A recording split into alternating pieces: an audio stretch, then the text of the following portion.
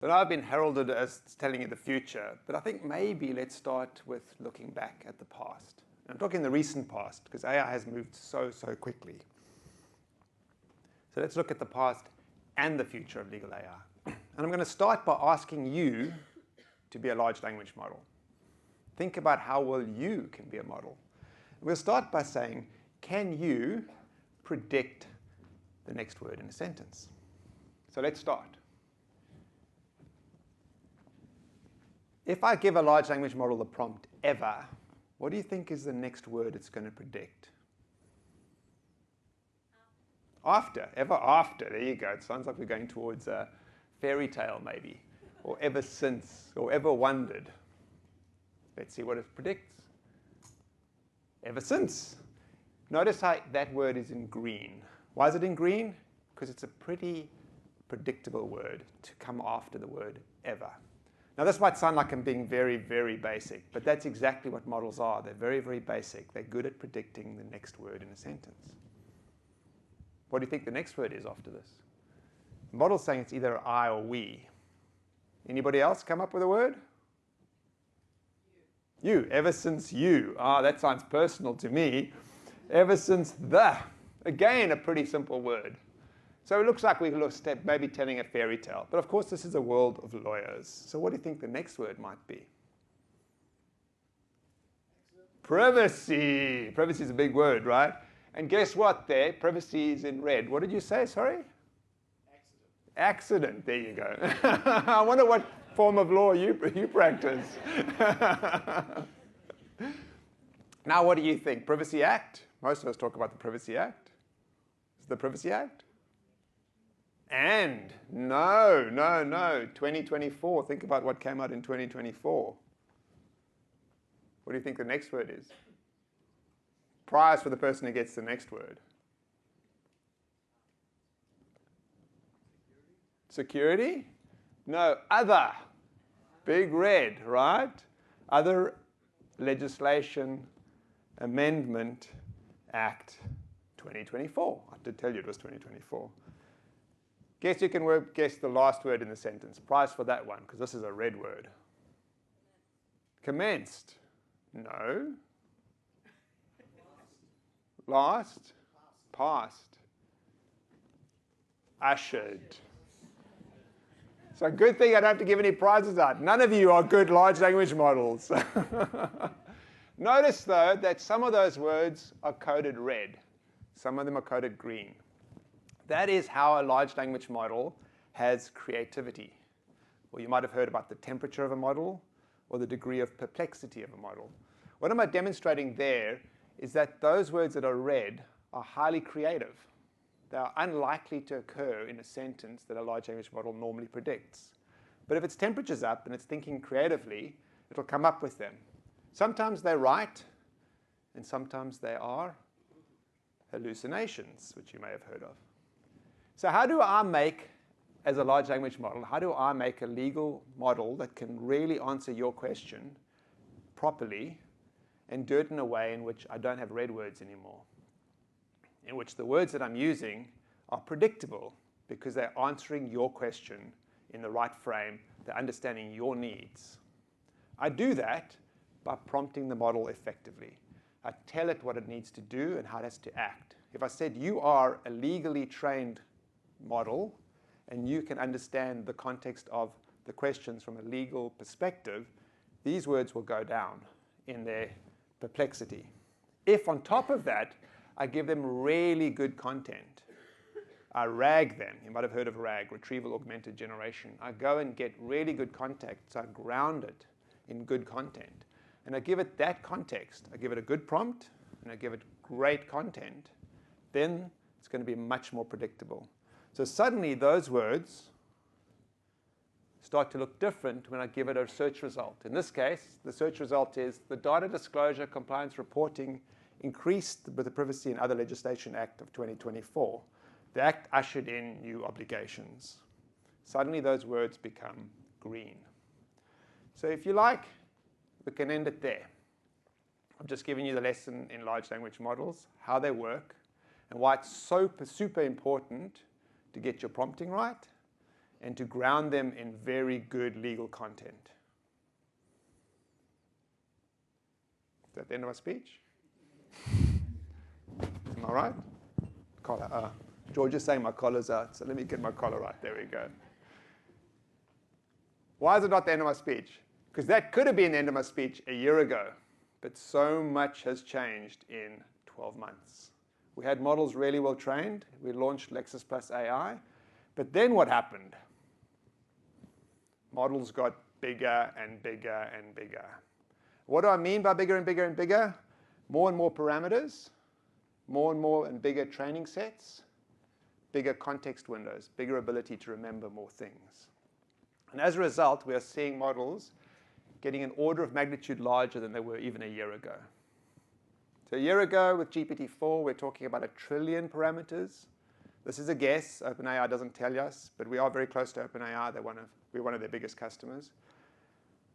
And with GPT-5 that's coming out soon, it looks like it'll be about 10 trillion parameters. So when I say order of magnitude, I mean a 10-fold increase in the size of the model, and a 10-fold increase in the content that it uses to be trained. So our models are getting bigger. Sorry, let me go one back. But there's something else that's happening as well, which is our models are getting more intelligent. And how are they getting more intelligent? One of the biggest changes of the last while has been we've been teaching models to think. We have been telling models, rather than just giving us an output, think about how you're going to give us an output. Plan. And in the process of planning, work out how you're going to answer the question, and then answer the question. So let's see how good you are as being a reasoning model, a thinking model. And there will be a prize for the person who gets this one right. So you walk into a store, and you can buy a bat and a ball. And the cost for the bat and the ball is $1.10. How much? And the ball is worth $1. Sorry, the bat is worth $1 more than the ball. How much is the ball worth? Quickly answer it. No, don't put up your hands. Just answer it in your head. 10. I said 10. I've heard 5. I've heard a few. Okay. Anybody else got anything other than 10 cents and 5 cents? 55 cents. This is what Llama will tell you. This is Llama, and please don't tell Mark Zuckerberg that I'm impugning his model. But this is what Llama will tell you when you ask it the question. The bat is worth $1 more than the ball. This means the ball is worth $1 less than the bat. Clearly, that's very logical. So if the bat costs $1.10, then the ball costs $1.10 minus $1 equals 10 cents. How many people think that's right, or did originally think that's right? You're a clever crowd. Whenever I've said this before, most of the audience puts their hand up. What do you think O3 or O3 Mini or O4 Mini or any of the other reasoning models does? First off, how quickly do you think it answered this question for mine? Like instantly, right? Instantly. No time to think. What happened when I asked ChatGPT O4 Mini? First off, it took about 9 seconds to answer this question. And second off, it reasoned. It took time to go through this. It created an equation. And from the equation, it worked out it was 5 cents, not 10 cents. You guys are impressive. The first time I read this, I thought it was 10 cents, like instantly. But think about how you go through your day and how many questions you get asked or decisions you have to make that you make an instant decision about, right? At least 90% of what you do in your day is an instant decision. And then occasionally, when you're doing professional work, or you get asked a hard maths question by your teenager, and you have to really sit down and think, then you have to sit down and go through reasoning. And that's how the differences are between non-reasoning models and reasoning models. And by the way, with ChatGPT-5, the model itself will work out whether it's got to reason or not. If you asked O4 Mini who won the cricket match between England and India on the weekend, how long do you think it'll take to answer you? 10, 20 seconds. If you asked 4-0, it'll answer it instantly. In that case, which one do you want? You want the faster answer because it's just a fact. It's easy to bring up. In other cases, you want the reasoning answer where it's going to take a bit of time and think through it like this. Right, so we've now got clever models, and we've got reasoning models. And that reasoning has evolved beyond even what I've just shown you. So I've shown you most of what's known as chain of thought, where it takes its time and it works through how it's going to answer your problem. Post that, we've now seen a technique called graph of thoughts and then tree of thoughts. I'm showing you here a picture from the tree of thoughts paper. Even post this, we've seen the idea of prompt of thoughts. Ultimately, they're all different ways of telling a model how to think and getting a model to stop and spend time thinking. You'll hear it also referred to as test time compute or inference scaling. And really what we're doing is the same model. We've trained it, it's good, it can do what it's currently doing, but we're telling it to take its time to think through and plan, and as a result, you get much more intelligent outcomes. They take longer though, so there's always a trade-off between how long they're going to take and the quality that you're going to get. Okay, so we now have clever models. We have models that can think. We have models that can plan before they act. It's a very small step to go from there to saying, can we now create something that can spend time on its own, can autonomously plan what it's going to do, and come back with a good answer. And that could take minutes to hours. And how do we get there? We give it the ability to act autonomously. And that means we make it an agent. And that means we take that large language model, we give it tools. We tell it how to then be able to go and do things. Not just answer us, but go and do things in order to be able to answer us. We also give it memory, the ability to think over a long period of time. So it can take time to remember what it's done before and reuse that in the future. We give it reasoning, which I've just taken you through.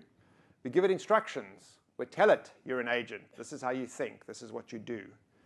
And we give it a governance structure, a way to check that it's not going to go off the guardrails and that it works within the boundaries of what we need it to do. And that is an agent. And if you hear nothing else for the rest of this session, all you're going to hear about is agents for the next year. This is the formula for what an agent is. It is simply a model in which we are working with it in the boundaries and giving it certain extra skills. But it completely changes the way in which we can get value out of these models. So first, let's look at tools.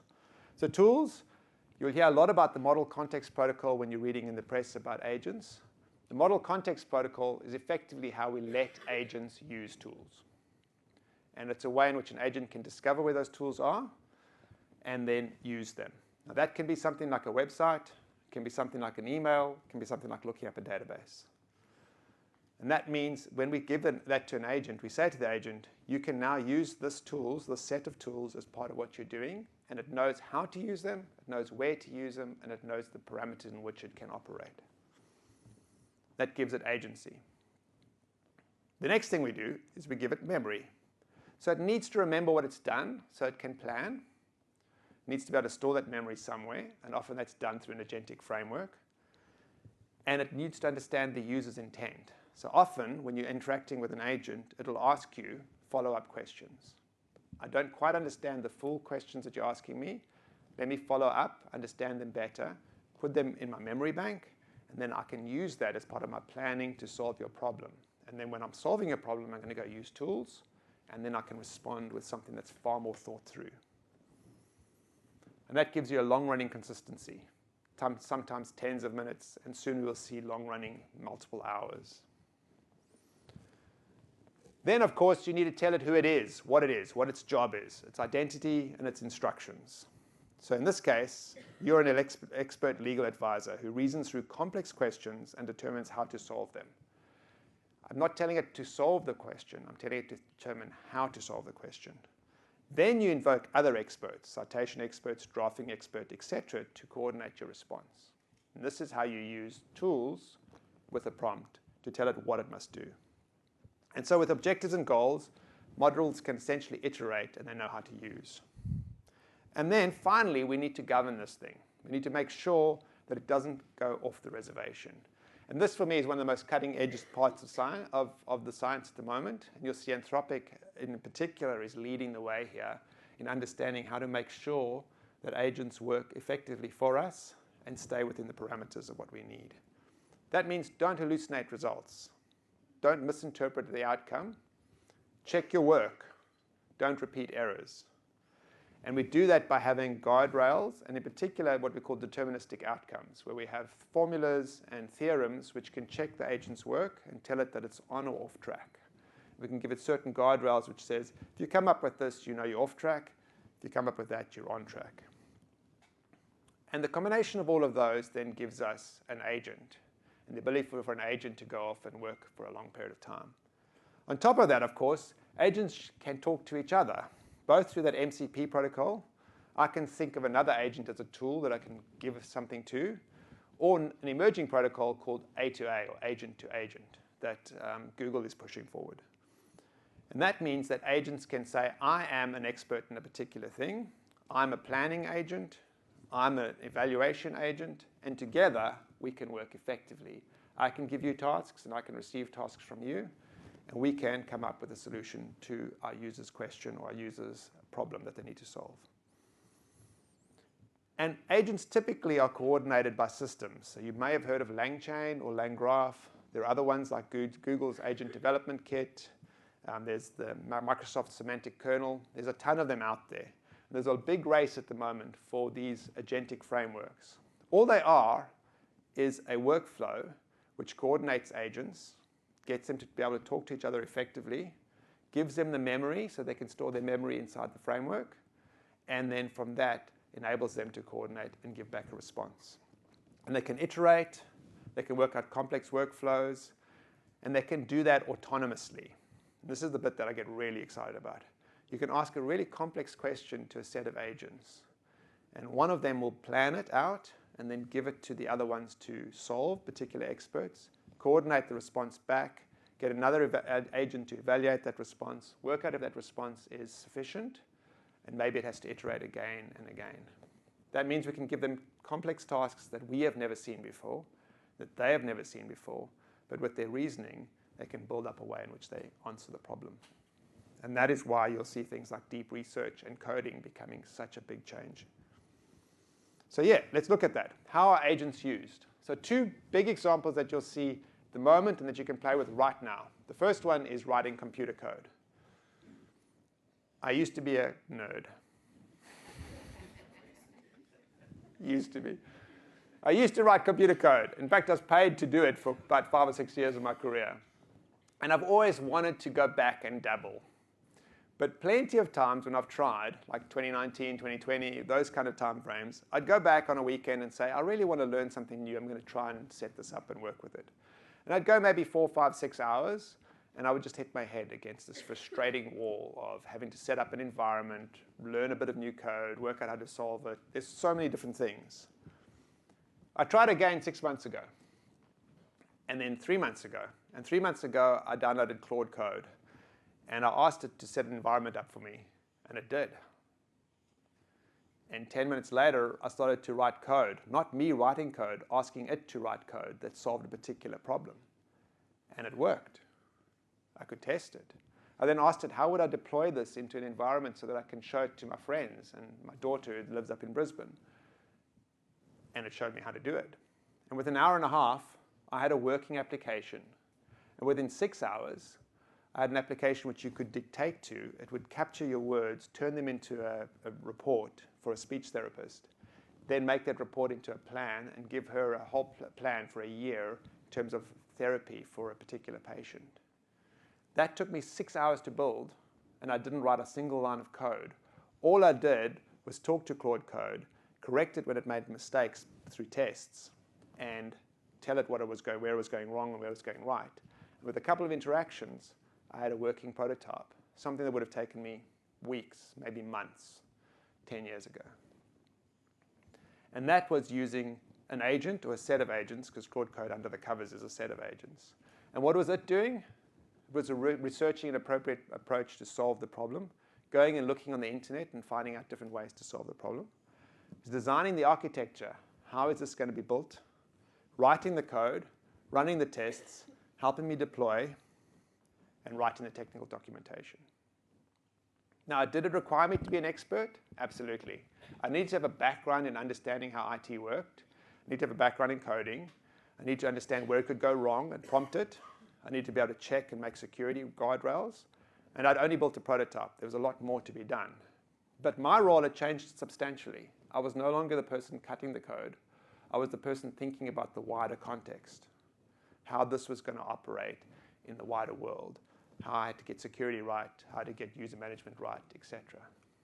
And I think it's the same with lawyers. When you're working with agentic systems, you're going to be thinking at that more wider context level. What am I doing? What does this mean for my client? What does it mean for the wider legal environment? How does this mean for this particular matter? But the actual work, a lot more of that work will be done by the agentic system. The other thing that you may have already encountered is deep research. Who here has used deep research with ChatGPT? If you haven't, please download ChatGPT, sign up to the professional version. If it's only just for a month, it costs you $25, $30, and do a deep research query. And you'll see how an agent works. Because there you can ask it a long question. It'll then come back and ask you for follow-ups. And then it'll go off and spend maybe 10 or 20 minutes doing research. The kind of research you can do is something like, tell me about this particular market that I'm operating in. Find out all the players, what their recent financial performance is, who's a likely startup in this space, and what I can do as a lawyer advising this particular market. It'll go off and find all of that and can be back a 20 or 30-page report that a junior analyst would have taken maybe a couple of weeks to do. And it'll do that in 10 to 15 minutes. Truly phenomenal. How does it do it? It operates as a collection of agents, and it uses tools.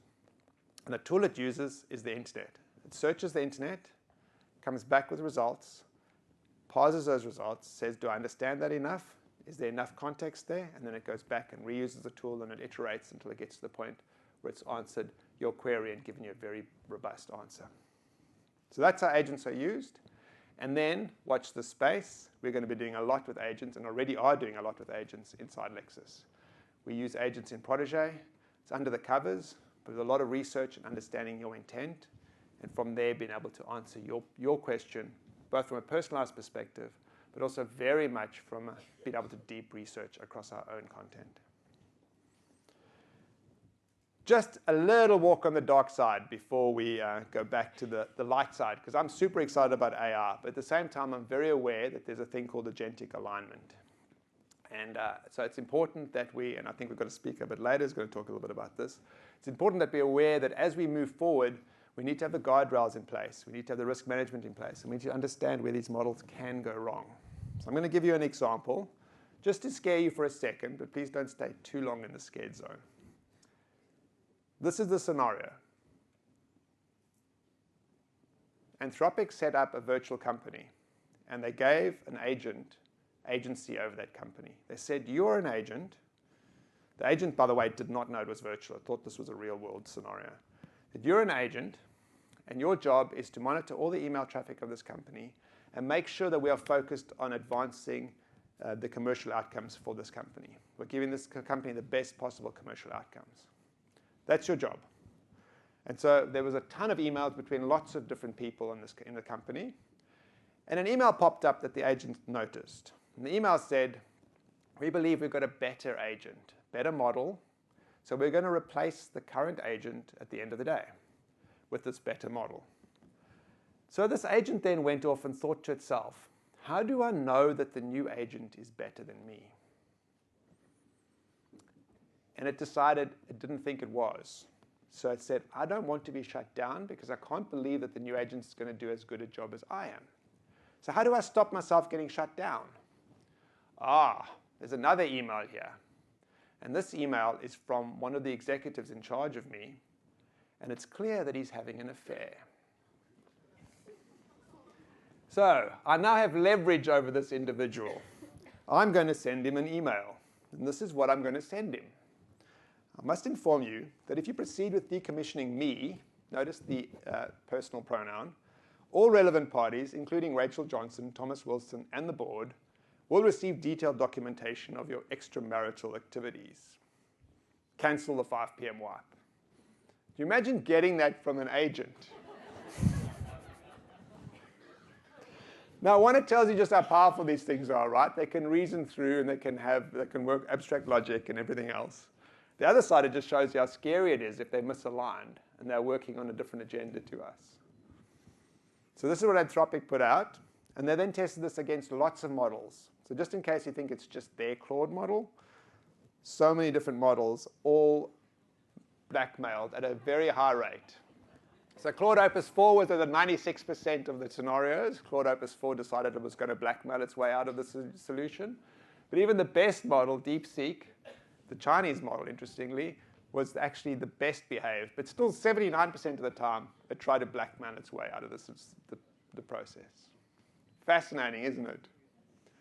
So that's why I do think, and it's good we got our head of HR in the audience, so I do think that using agents is going to be increasingly a non-technical question. It's going to be about the culture of your business. It's going to be about how agents interact with different people in your business to make sure that you're aligned in how you go forward.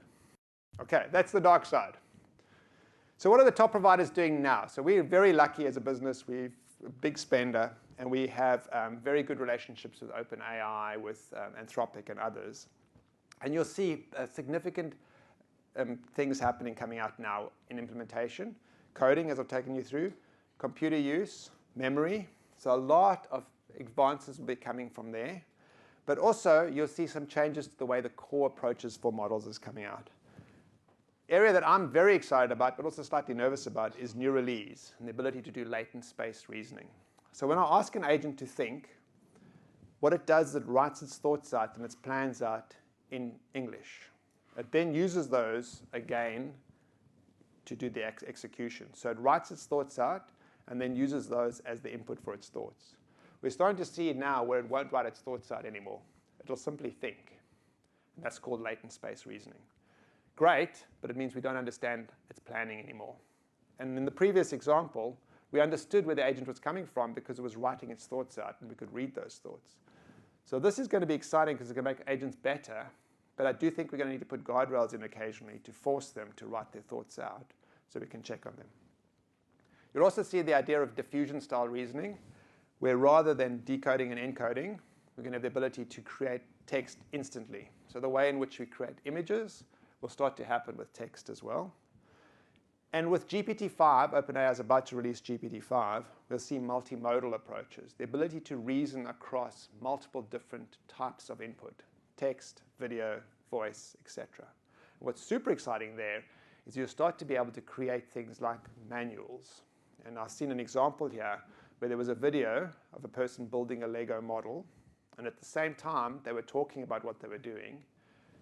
The large language model took that in, understood it, and created a manual to exactly how to build that Lego model without any other input. That's pretty cool. Another thing is a big focus on content. Katie talked about content, and I started this presentation with content. Models have got big context memory, and big contexts now, but they still get lost in the middle. They get lost with so much content. It's a bit like you if you've crammed for an exam. You go in, you get asked that question, and you know you've learned it, but you've also learned a whole bunch of other stuff, and you can't quite pick up which one of those things is relevant to the question.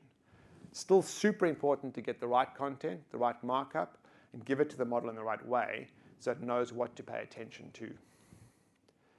And the other thing you'll start to see emerging is self-improvement and auto fine-tuning, where models are self-improving all the time. You're not waiting for a new version to come out. It's literally self-improving as it goes. And that's a big part of what we've been doing on our models that we're providing. So what does this mean for law and legal AI? First off, by scaling, models are getting big. They're getting super intelligent, and they're getting very, very good. But what they need most is deep, well-linked content that can properly surface what needs to be answered at a particular point in time.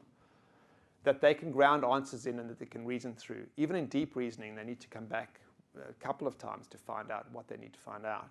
And if they get that content really well, then they can properly answer your question. And then they need frameworks to continuously validate and pick up models. I would say at LexisNexis, one of our core competencies is the ability to test new models as they come out. We have hundreds, thousands of lawyers that do this testing, and then we have great synthetic tests that then run on top of that. Because every week, every 2 weeks, a new model comes out, and we've got to work out how good is this model and what does it do for our answers, for the functions that we provide to you, and can we make it, can we incorporate this into our systems, and is it better than what we had before? Often it isn't, and we discard it, and sometimes it is, and we absolutely jump on it. So here's the key questions to ask your provider. How do you ensure quality in your responses? How are you grounding your responses from the content? How are you personalizing results to meet the user's needs? And where is the human in the loop for the evaluation that you're doing? And finally, I think the big question you should be asking is, where's my data and how's it being stored? And that's what we don't do. We do very well. Not we don't do. We do very well is we store it on-site, locally in Australia, and we make sure that your data is yours and confidential. So that's what you can expect from us. Hundreds of experts training your models, huge content of corpus of data training sets that are used to make sure that those models are properly tuned for your legal use cases, but also an agentic process so we can work autonomously to solve very complex problems for you. Grounded content in the knowledge graph so that the model answers your question with the best law, the most current law at the point in time. And not only answers the question, but drafts a new response. And from us, a commitment to cutting-edge implementations. We've got great relationships, and we are at the forefront of being able to test the new models way before they've come out. Been testing GPT-5 for well over a month now. It'll probably launch in the next couple of weeks. And that's why Protégé, I believe, is the best legal research assistant in the market today. Now, I know I'm sort of over time, but I thought I had 40 minutes, so I was wondering if there were any questions. Or challenges.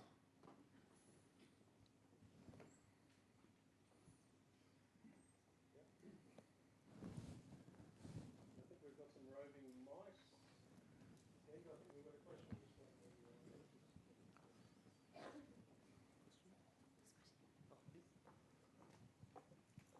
Hello. Thank you very much for your talk. Hi, I'm over here. Ah, there you are. Hi. Yeah. I have a question about how agentic systems work, especially with legally privileged information. If agents are talking to agents that are maintained by different organizations, for example, how do we ensure that legal privilege is maintained if we're using privileged materials?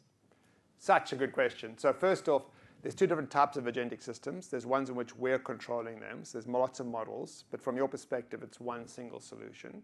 So then it's bound by confidentiality, et cetera. So legal privilege is obviously maintained there. If, however, we call out to another agentic system, so you've got agents in different organizations talking to each other, which is perfectly possible, and Microsoft's building solutions like that. I can't answer your question from a legal perspective. I think it comes down to the confidentiality and what happens to the content. So the relationship in terms of our relationship with the other agentic system.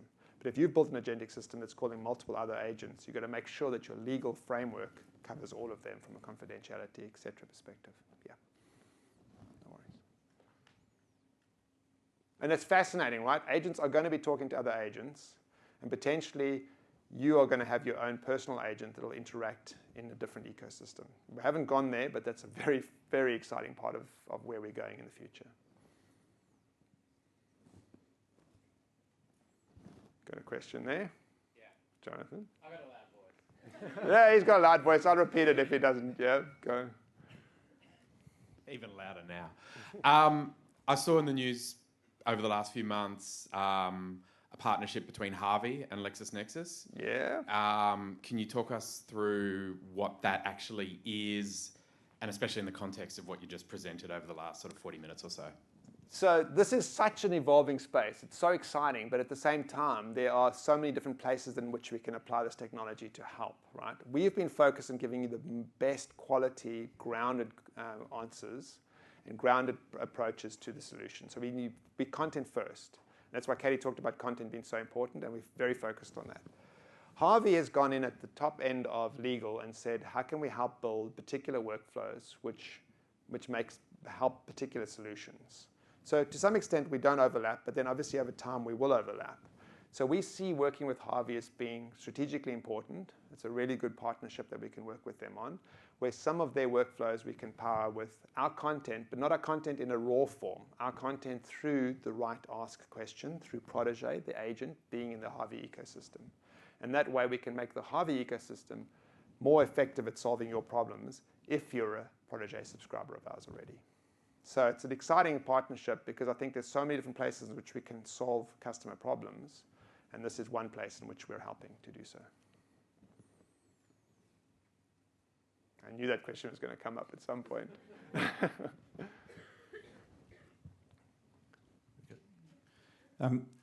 I saw you said that it doesn't train on our data. If we did want it to, is that possible? Would we be able to train our model on a data set of documents or other data? So two things. You can do it yourself, yes. It's absolutely possible to create your own models and train them. It's expensive, but increasingly you can do fine-tuning on small models that can have very specific tasks. So when I talked about agents working together, you can create a small model that is a good agent for a very tight task. And that might be, for example, understanding how you do NDAs in your firm or a particular part of your workflow. That's definitely possible. From our perspective, we are going to create agentic systems. Interestingly, whether or not you want us to train on your content to help you with that, I would be open to a conversation after that, because that would be certainly an interesting use case for us to explore. Hopefully I've answered your question there. We don't train on your data, but we could, but we'd have to work out what that looked like.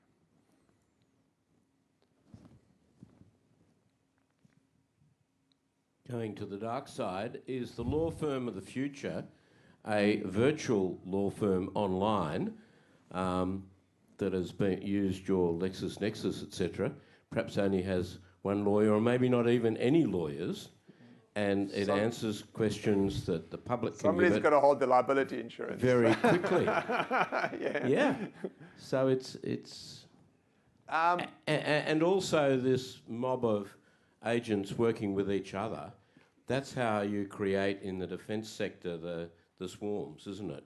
The swarms of attacking planes that are unmanned vehicles and so on, which is a really scary future. It is. So slightly differently here. The mob working together, each of them specialized. So you've got your research agent, you've got your planning agent, you've got your discriminating agent, etc. So they each have their role, rather than being a whole bunch trying to do one thing. Is it possible that more and more processes are going to be agentic and the lawyer is going to be less in the detail? Absolutely. That's almost certainly going to happen.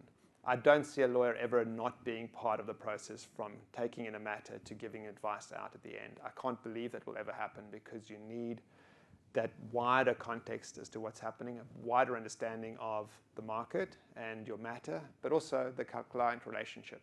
But it's a challenge, right? It's a real challenge as to where agents end and lawyers start. Okay, George, you let me know how time's going. I have one more. One more. Thanks. Key decision for our business is which AI to run with. There's quite a few out there, and they're all quite expensive, so not many businesses can afford more than one. What makes LexisNexis different to the others that are out there, particularly Harvey, Cicero, etc.? I think we are hands down the absolute best when it comes to understanding and using content to answer your question, and then using that downstream in your workflow. And I think that's where you have to start, because that gives you the basis that you know you've got good legal content, good legal grounding in whatever you're doing. I think the workflows that the other providers are going to come up with may be slightly ahead of us at some points in time. We are absolutely working hard to get there. But as new models come out, they're going to make those workflows simpler and simpler. That area is commoditizable. When GPT-5 comes out, a lot of these things agents will do natively. And we're going to be launching a whole bunch of agentic systems very soon. Already do with Protege, but those are going to get advanced. And so I think when you're buying us, you're buying the great legal content that is going to drive everything. And you're also buying a path into the future where you know we're investing a huge amount of energy and effort to be at the cutting edge, using the cutting edge models and being at least as good as all our competitors on the workflow side and better on the content side. That's why you buy us. Okay, well, thank you very much. I'm around anyway afterwards, so we can catch up at the power break, but thank you so much.